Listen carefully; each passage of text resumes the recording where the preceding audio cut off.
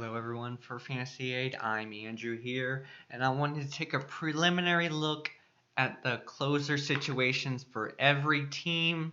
Now, obviously, it's December, things could change because of trades. I'm looking at you, Washington Nationals, and you, David Robertson. But basically, all the relievers that had a possibility to change the market by signing has finished, with Jansen going back to the Dodgers. So I just wanted to take a look at the situations here. And first, we'll start off with the NL West. Now, of course, the Dodgers just signed Jansen to a 5-year deal, so he's going to be staying there. And then the Giants were one of the first signing teams for relievers, and that was Mark Melancon, so Melanson. I spelled that wrong, I think. But obviously, he's definitely going to be closing there. Rockies don't have an official closer, but I'm going on the assumption that Adam Ottavino will be closing, and he's a pretty good late draft closer to get. You know, people tend to ignore Rockies pitchers. Now, with the Padres, obviously Brandon Maurer finished the season closing last year, and I think he will at least start the year as the closer, but if he runs to any trouble, they have Ryan Buckner back there too, so he might be closing. And then, of course, the Diamondbacks signed Fernando Rodney to a 1-year deal, so he'll be closing there. We head to the NL Central. Obviously, the Cubs traded for Wade Davis from the Kansas City Royals. That's a good trade on both sides. I love the closer that will be with the Royals now that we'll see shortly. But Wade Davis, a pretty good closer with the Cubs. Obviously, with the Cardinals, it's Sungwon Oh. Trevor Rosenthal will not be closing, as Oh was mainly our closer for most of last season. Pirates obviously don't have Melanson anymore, so Tony Watson is most likely going to be the closer there. It's no surprise since he finished the season with them as a closer. Now, the Brewers, I was kind of stumped. Obviously, they traded away Tyler Thornburg, and they really don't have a lot of depth in that bullpen. But if I had to take a guess right now, it would be Carlos Torres. Obviously, that situation will become more clear as we go further along in towards spring training. Now, with the Reds, I put Raisel Iglesias' name first because I think he will close, but obviously Tony Cingrani's done it in the past too. And I don't think either of those options are really great, although Iglesias would be much more preferable than Cingrani, so I'm betting on him.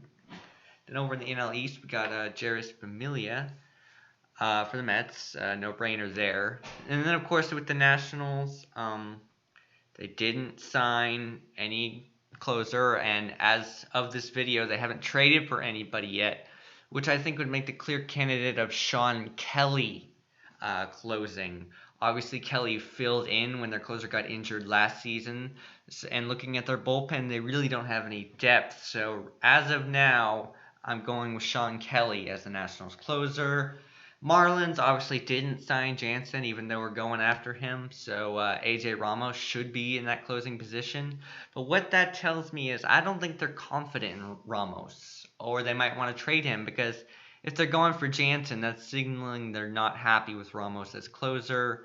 Looking at their roster, Kyle Barraclough could be a dark horse candidate for saves, especially if Ramos is traded. Phillies, I think Jenmar Gomez has the inside track, but Benoit is an interesting pickup. He's been so many places, San Diego, Blue Jays, and he's always been Detroit. He's always been good enough to be a closer, but he's never closed. And I think if Gomez runs into any problems, they'll turn to Benoit before, say, Hector Neris. The Braves are an interesting group. My favorite candidate in that situation is Mauricio Cabrera. Vizcaíno could close, but he didn't. He had that injury last year and never really got the inside track on it.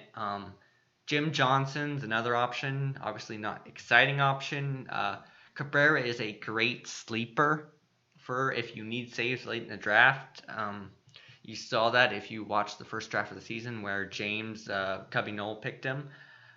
So I'm rooting for Cabrera, but that's a fluid situation right there.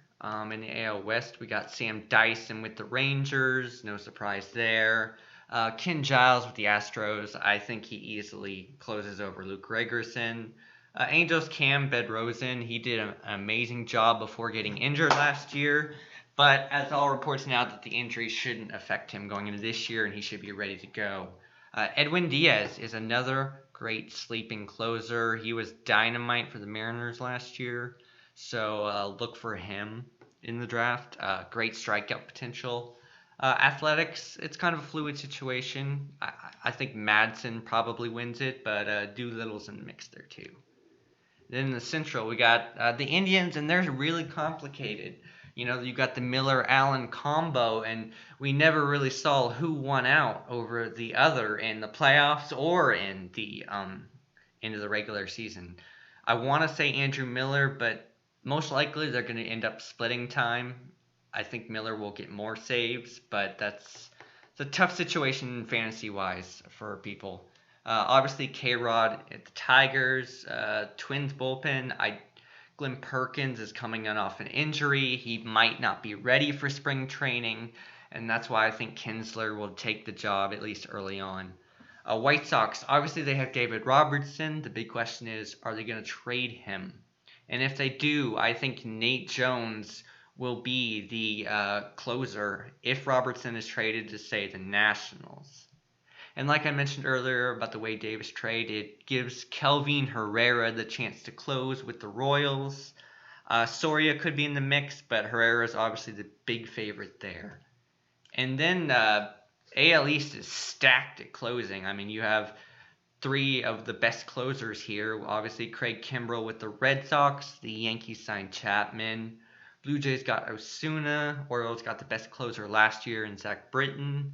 And then the Tampa Bay Rays, Boxberger with Colomé filled in for Boxberger when he was injured. So I think he's still in the mix there. That's a situation to watch. But that's just a preliminary look at the closers this season. Obviously, I'll be doing more in depth as the season gets closer, but those are my initial thoughts. Thanks for watching.